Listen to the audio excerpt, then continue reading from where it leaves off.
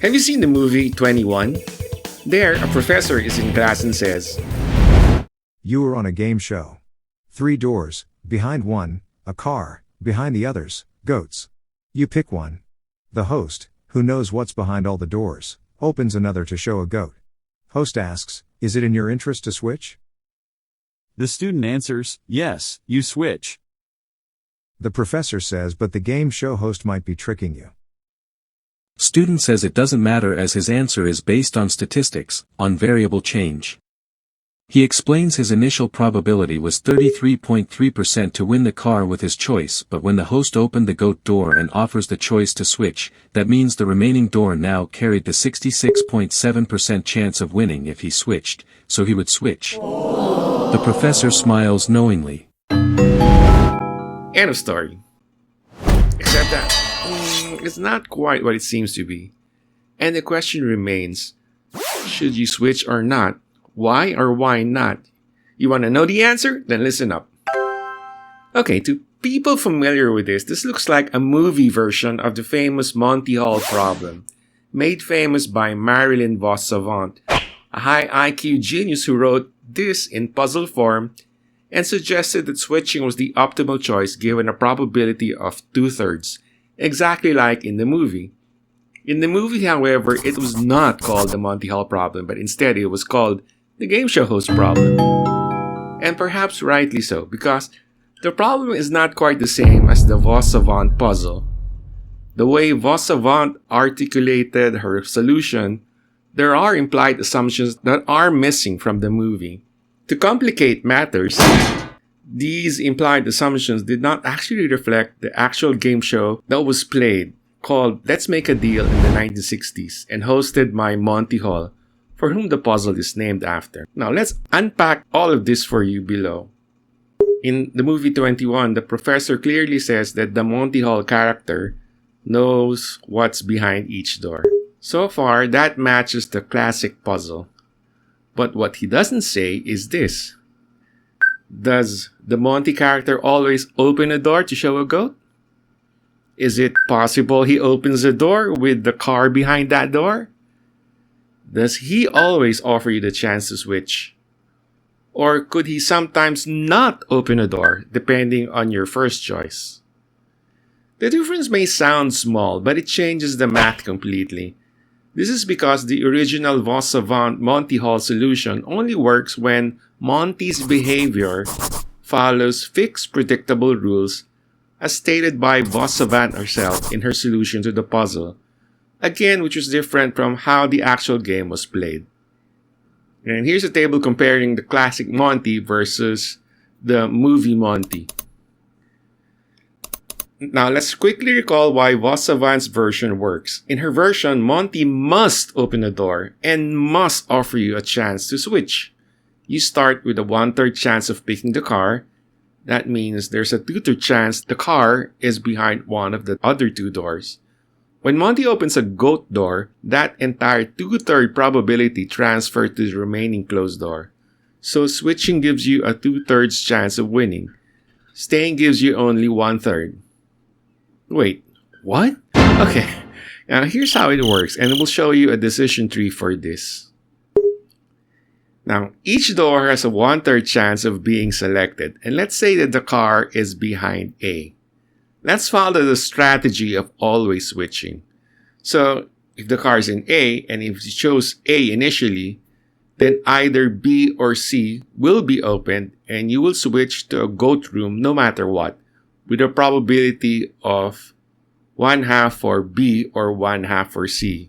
Remember that the initial probability for choosing A, B, or C is 1/3 each.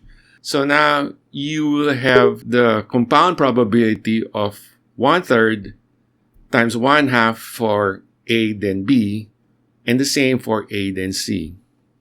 Now if you chose B initially and C is automatically opened, then this leads to a choice of B then A with a probability of 1/3 times 1 since C is automatically opened. If you chose C initially, then B is automatically opened, leading to a choice of C, then A, with a probability of 1/3 times 1 equals 1/3. Here, therefore, the probability of getting a car is 1/3 plus 1/3 equals 2/3. And the probability of getting a goat is 1/6 plus 1/6 equals 1/3. Therefore, switching is optimal given these rules. Now, that's a clean, logical, and mathematically airtight argument, as long as Monty is neutral and rule-bound as stated by Boss Savant. In the movie, however, the Monty role isn't described as neutral. He knows what's behind his door, yes, but we're never told why he opens one. Does he always help? Or could he be toying with you? Meaning there's a behavioral aspect that the lack of stated rules in the movie opens up as a possibility. Incidentally, regarding this, there's this whole big discussion in Wikipedia about the Monty Hall problem, with all sorts of experts weighing in one way or another. If you want to deep dive into those specifics, we suggest that you visit the site and read the discussions over there. It's very, very interesting. There's even this Monty Hall version called the Monty from Hell, where the host will always be hostile to the contestant, and is not bound by the rules that Boss Savant implied. In fact, Monty Hall himself noted that if Boss Savant rules were to be followed, yes, it was true that shifting was the solution. But in the real game, he had discretion and was not bound by the rules that Boss Savant implied for her puzzle. This meant that for this case, always switching was never optimal and would actually work against you, as Monty Hall himself stated in a subsequent experiment. This subtle uncertainty turns the problem from a deterministic one into a strategic one, because if Monty has any freedom, any agency, and he actually had, his behavior could depend on your initial choice or even his own incentives. If Monty's goal is to make you doubt yourself, or if he only offers a switch when you've already picked wrong or right, for example, then your decision tree changes. Now you have to think about Monty's motives, not just the math. This is where the Monty Hall problem crosses from probability into game theory. When Monty's rules are vague or strategic, your decision isn't just about odds, it's about interpreting the host's intent. In game theory, this is called a problem of incomplete information. You don't fully know Monty's strategy, you only observe his action and must infer what it means. If Monty is purely mechanical as outlined by Boss Savant, your best move is to switch 2/3 probability.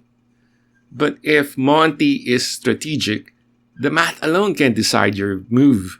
You have to guess his reasoning, and that's what makes it a behavioral game, not just a mathematical one.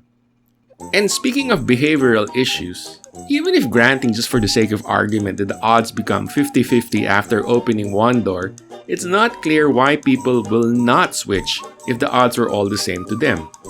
In fact, behaviorally, it was found in experiments that people will not shift on average and would prefer to stick with their initial choice far more than what the probability suggested. This meant this was not an issue of just probabilities at all, and Monty Hall actually understood that there was a behavioral aspect in the original specifications of the game.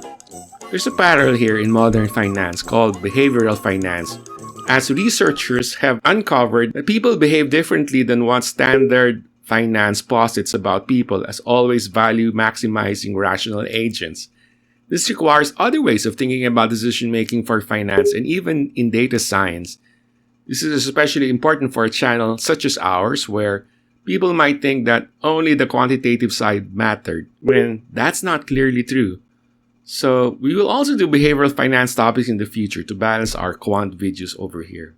Now, going back to the problem, the brilliance of 21 is that it uses the Monty Hall problem as a metaphor for how people misjudge risk, making it a good way for the professor to filter students for his ultimate game.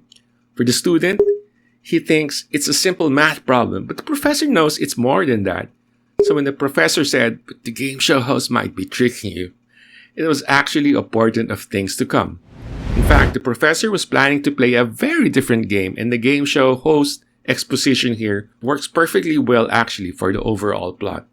After all, the movie is not about the Monty Hall problem per se. And in this scene, the professor was really checking if the protagonist was any good with statistics, not game theory, because he had a particular scheme in mind.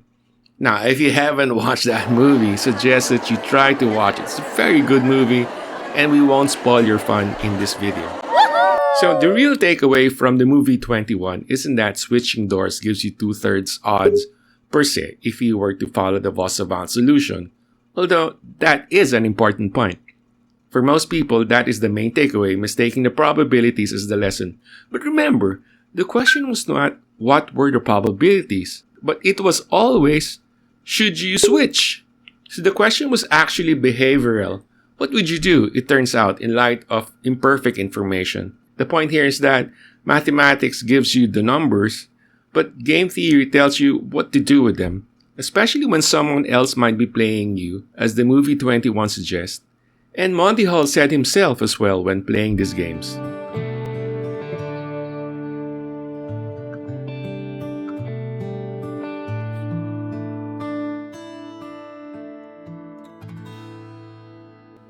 So, going back, would you switch? Why or why not? Feel free to answer below in the comment section. If you like this kind of video, kindly like and subscribe or comment below to help support the channel. That's all for now and see you next time.